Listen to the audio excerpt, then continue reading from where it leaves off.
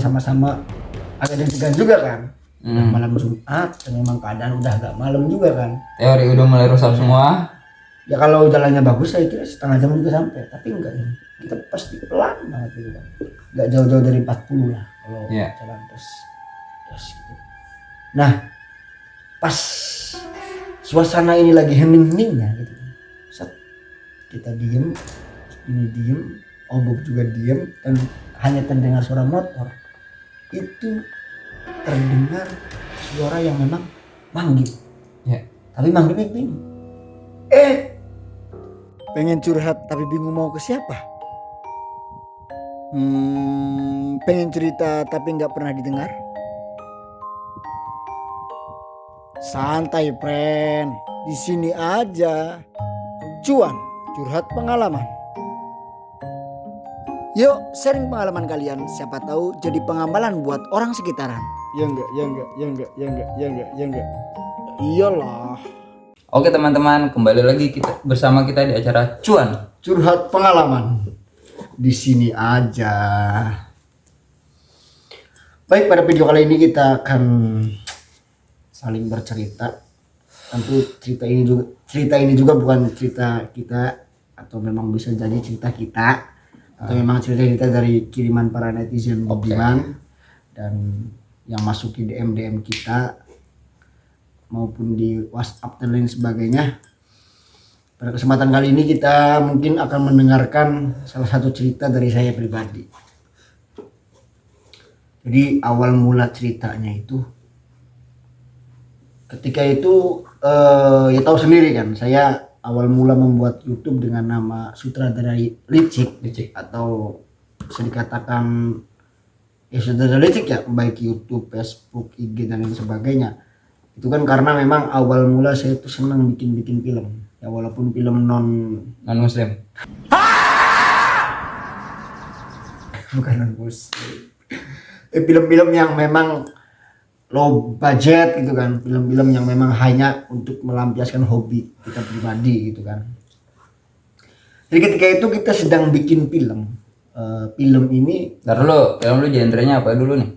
Genrenya sementara masih acak. Ada yang kadang genre family, drama, horor juga pernah, action juga pernah gitu. Yang penting saya bikin film gitu kan. Bukan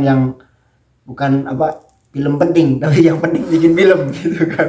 Karena memang belum ada sponsor yang masuk juga kan.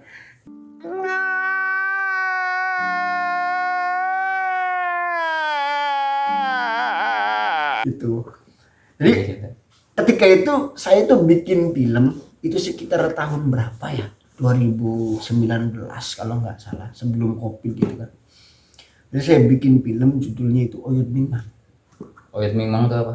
Jadi Oyod Bingmang itu adalah salah satu budaya urban legend yang menjelaskan tentang suatu akar. Nah, dimana ketika seseorang melewati akar tersebut, itu orang itu bakalan tersesat.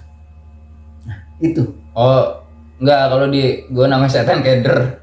Setan keder beda lagi. Oh beda lagi. Banyak soalnya. Oh beda. Urban legend itu yang seperti ini banyak. Ada Sandekala, ada ya tadi setan keder, ada Oyod Bingmang dan lain sebagainya. Jadi intinya ini sebuah akar, dimana ketika seseorang itu meloncat atau melewati akar tersebut, dia seolah-olah linglung, seolah-olah tersesat di tanda kutip di dunia mereka. Ya mungkin saya salah satu orang yang memang percaya atau nggak percaya, tapi kayak omongan-omongan orang tua dulu kan, kalau maghrib jangan keluar gitu kan. Nah ditambah maghrib malam Jumat gitu kan. Jadi ceritanya itu waktu itu saya ke rumahnya Mang Yani. Langsung sebut merek aja ya, Mang Yani gitu kan. Mang Yani siapa? Nah Mang Yani itu salah satu teman saya yang menawari.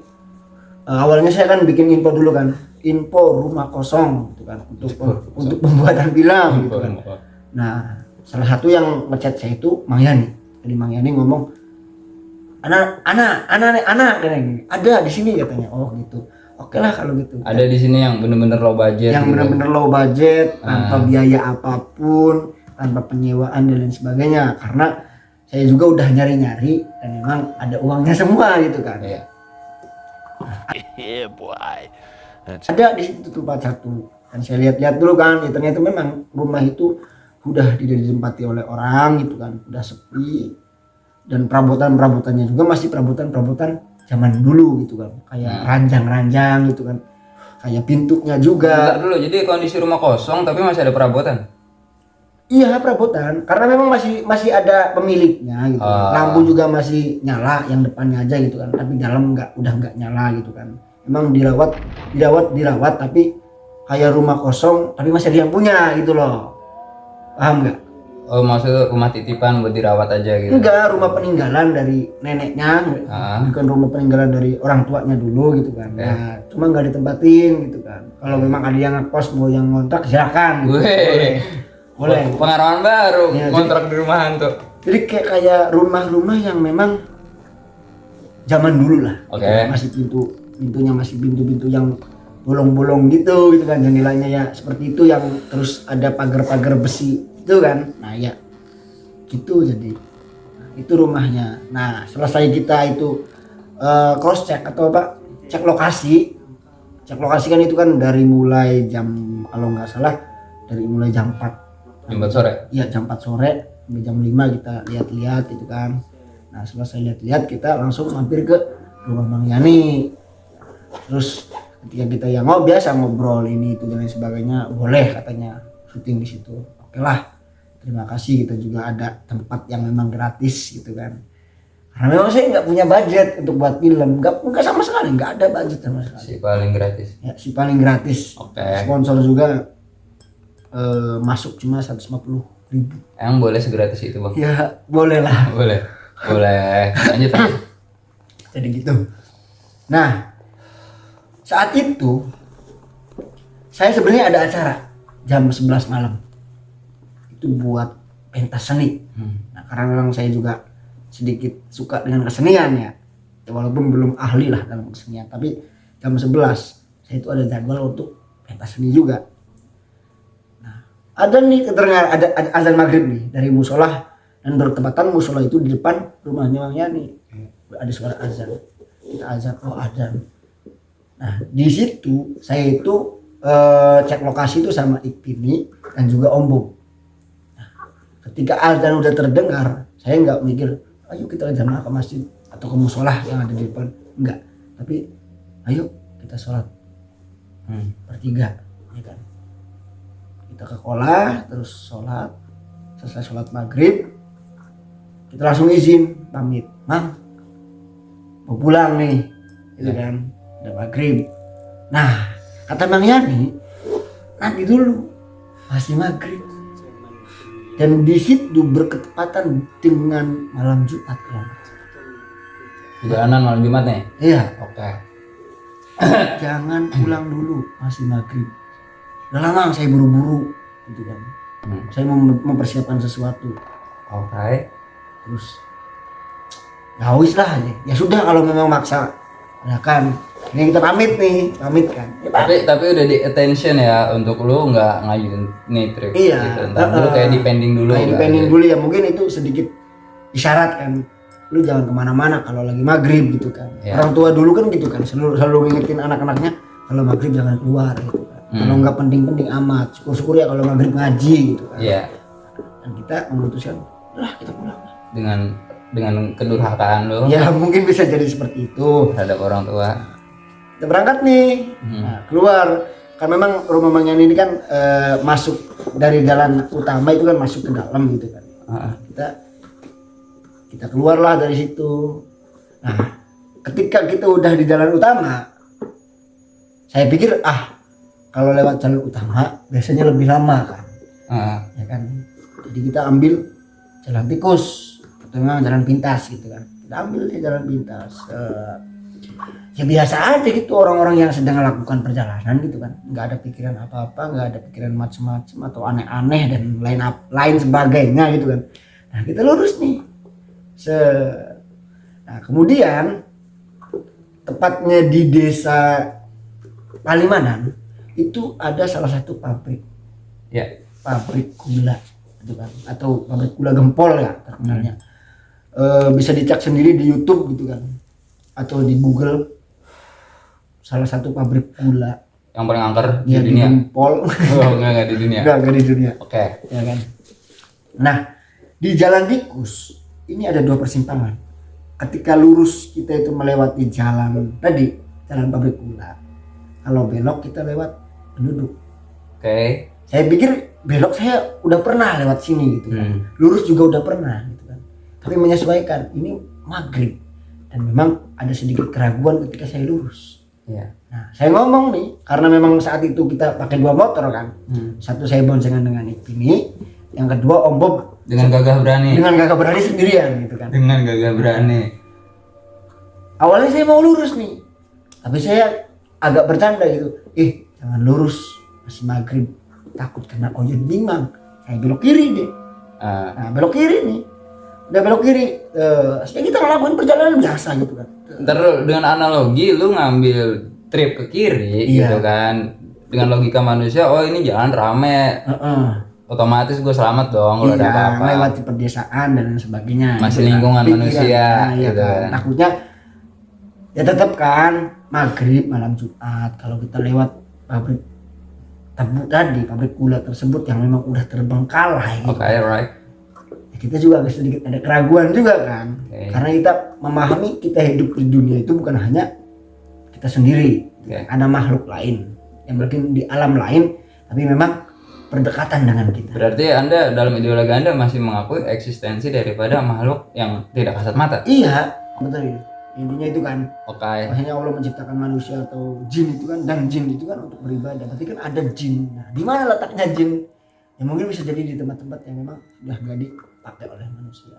Jadi kita belok kiri dengan harapan, dengan guyonan candaan saya, jangan lurus nanti kena oyot bimang. Kita belok. Oh berarti Anda dengan bercanda gitu Mas? Dengan bercanda, dengan ketawa. Berarti agak meledek ya? Iya, agak sedikit meledek lah. Meledek teman-teman. Bisa jadi gitu kan.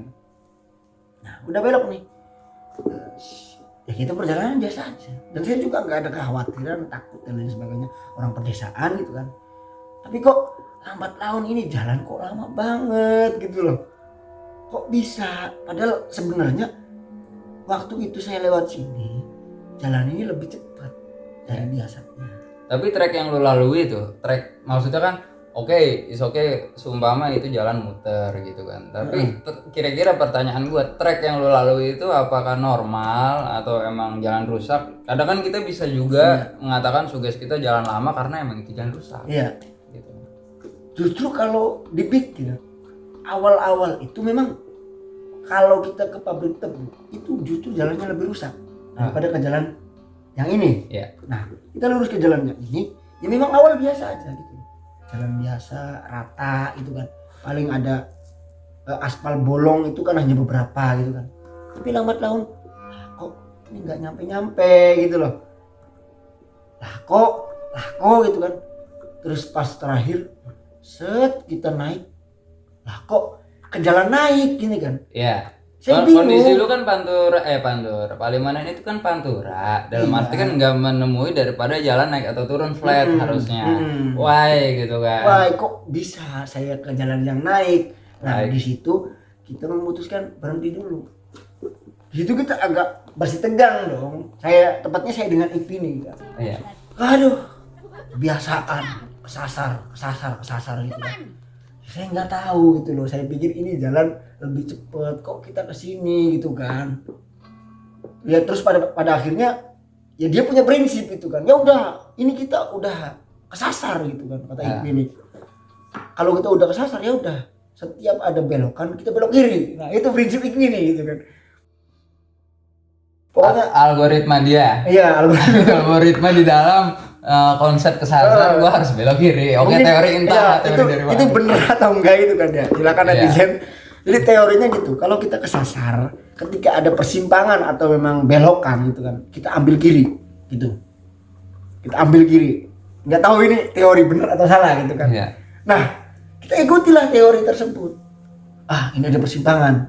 Ya kan? Ada pertigaan kan, kanan kiri. Kita ambil kiri. Iya. Pokoknya setiap ada persimpangan lu ambil kiri. Iya. Gitu. Pas kita itu cuma satu kali menemukan jalur kiri. Ya. Di situ kita beloklah kiri. dan ternyata belok kiri kita justru lebih jauh dan lebih ke hutan-hutan lagi.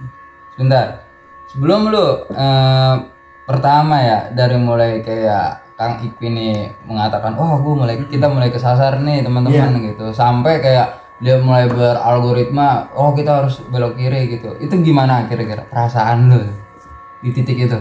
Di titik lu udah sadar bahwa gitu kan asumsi Ikwi ini mengatakan kita ini tersesat kawan gitu. Saya sedikit ngomong juga kan, masa iya harus ke kiri. Nah dia memberikan penjelasan yang mungkin bisa diterima oleh akal saya gitu kan. Ya orang kalau kesasar tinggal ke kiri. Nanti seperti ini saya lupa gitu kan dengan penjelasan beliau yang mengatakan kiri. Ya udahlah kita manut. Dan memang saat itu kita bersih tegang dan memang saya juga udahlah ngalah dan kita ikut gitu kan. Ikut omongan dia, ya udah kita kiri. Nah justru belok kiri kita itu tadi nambah jauh dan itu lebih ke tempat yang lebih hutan lagi, tempat yang lebih perbukitan lagi gitu kan. Dan tempat yang memang bisa dikatakan ada jurangnya juga. Ada jurang? Sampai jurang? Sampai jurang. Kan lu daerah ini Pantura bos. Pantura kalau memang kita tadi ngambil ke pabrik tebu itu lebih cepat ke Pantura. Kesini ya bisa jadi ketika memang Bener, dari Pantura aja lu ngambil jalan terus itu udah belok kiri, dalam arti udah melenceng jalan kan. Kalau teori semakin ke kiri itu berarti bakal semakin jauh dari jalur utama gitu loh. Enggak Ki, soalnya kalau memang kita itu enggak sempet nyampe Pantura. Dari jalan Jamblang itu sebelum Pantura itu udah belok kiri. Dan itu benar. Kemudian di situ belok kiri, kita belok kanan. Itu masih benar. Terus belok kiri lagi. Nah itu masih benar juga. Masih benar. Nah memang. ketika udah lurus di depan itu ada satu yang bisa dikatakan tadi pabrik tebu. Nah, ada 2 jalur, lurus pabrik tebu, kiri perdesaan tadi. Nah hingga pada akhirnya kita ambil perdesaan kiri. Dan memang itu juga benar. Gitu kan. Nah setelah saya teliti dan analisis gitu kan, ketika memang saya itu udah belok kiri terus ke desa tadi, itu sebenarnya hitungan 5 menit saya harus belok kiri lagi. Nah salahnya saya itu lurus. Yang nggak tahu itu juga memang pengaruh siapa gitu kan. Ya kan, seharusnya saya kiri. Yang jelas bukan pengaruh obat-obatan ya. Yang jelas bukan pengaruh obat-obatan. Nanti kita kena BNN ini. Obat itu haram. Ntar kita kena BNN ini. Ya obat itu haram, obat-obatan terlarang ya. Kalau obat biasa itu yang buat nyembuhin sakit yang diminum biasa saja ya nggak masalah. Jadi gitu kita lurus dan pada akhirnya kita sadar ketika memang udah kesasar, barulah ini berteori gitu loh. Ya udah saya ikuti teori dia.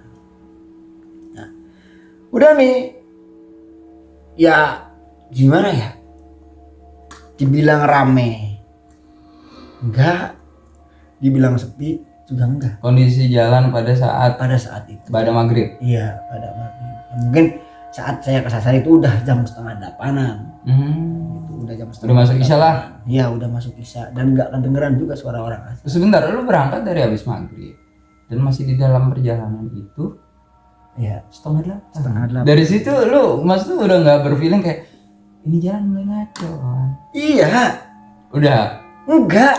Enggak kepikiran kita bertiga. Tapi lu lihat jam, lu tahu ini? Enggak, awalnya enggak. Kepokok apa sih namanya? Ya pas itulah, pas kita udah nyadar kita kesasar, baru kita kayak agak sadar. Kita kesasar. Makin lama nih perjalanan. Iya, karena ini perjalanan kok semakin jauh gitu kan. Dan kita juga saat itu memang enggak kepikiran Google Map juga. Ya kan? Sama sekali enggak kepikiran.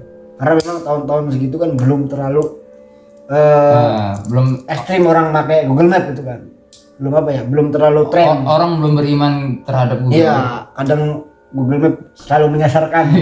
Sesat menyesatkan awalnya. Oke, lanjut. Nah udah di situ kita ngikutin teori ini, justru kita tadi ke tempat yang justru lebih menyeramkan lagi, lebih gor lagi gitu kan. Dan memang ketika udah menemukan alhamdulillah kita udah melihat desa nih gitu kan,